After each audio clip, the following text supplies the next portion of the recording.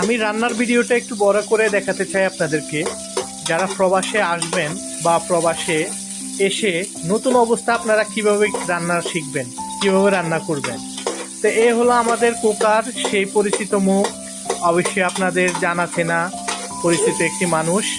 এখন উনি এই যে কিছু রসুন কিচি কিচি করে কেটে এবং তার সাথে পেঁয়াজ এবং মরিচ দিয়ে এখন তেলের সাথে নেড়ে সেই তেলটাকে গরম করে তারপরে উনি মরিচ এবং পেঁয়াজ এগুলো একটু ভাজা ভাজা হবে। তারপরে উনি ওই যে তরকারিগুলো যে বেজে রেখেছেন ওগুলো দিয়ে দিবেন। তারপরে যখন ওগুলোর সাথে মশলা দিয়ে একবারে এই যে লবণ দিচ্ছেন, এখন পরিমাণ মতো স্বাদ মতো লবণ দিচ্ছেন।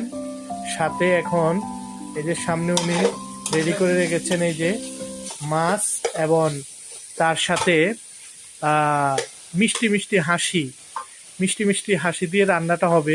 খুব মজা হবে মনে হয়, তাই না? তেল একটু বেশি দিই আমরা, কারণ আমাদের কুকার তেল খাওয়াটা পছন্দ করেন অনেক।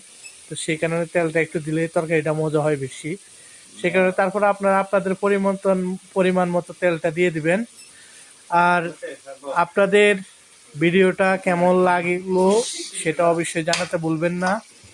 এবং আমরা যারা প্রবাসে থাকি কত কষ্ট করে রান্না করি, এই রুমে কিন্তু রান্না করা অ্যাকচুয়ালি আমাদের অ্যালাউ নেই, কারণ আমরা চুরি করে কিন্তু রান্না করতে হয়। অনেক সিকিউরিটি অ্যালার্ট ফার করে কিন্তু আমাদের রান্না করে খেতে হয়, কারণ মেসে যে খাবারগুলো দেয় আসলে সেই খাবার কিন্তু খাওয়ার মতো না। আমরা তৃপ্তি পাই না মেসের খাবার খেয়ে, তাই আমরা ছুরি ছুপকে রুমে রান্না করে খাই এবং সেই জীবনটা আর কি কোনো রকমভাবে পার করার চেষ্টা করি। তো আসলে রান্না করে খেতে হলে কিন্তু অনেক কষ্ট করতে হয়। যে ডিউটি থেকে এসে এসব তরকারিগুলো আমার রুমমেট যারা আছেন, ওই যে ভাই এখন মাত্র ডিউটি করে গোসল করে আসলেন, ওই যে আরেকজন উনি ওই যে শুয়ে আছেন, ওনার বাচ্চাকে দুধ খাওয়াচ্ছেন।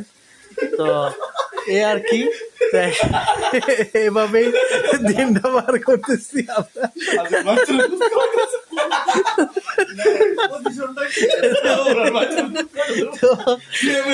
ভিডিওটি আপনাদের কাছে আসলে আমরা সবাই কিন্তু অনেক আনন্দ ফুর্তি করে চলি, কারণ বিদেশের বাড়িতে আসলে যদি হ্যাপিনেস না থাকে তাহলে কিন্তু চলাটা অনেক কষ্ট।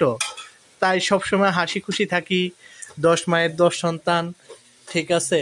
ওই যে উনি দুধ খাওয়াচ্ছেন বাচ্চাকে, তো ওনার বাচ্চার জন্য দোয়া রাখবেন আর সবাই ভালো থাকবেন। যে আমাদের কুকার হাসি দিচ্ছে।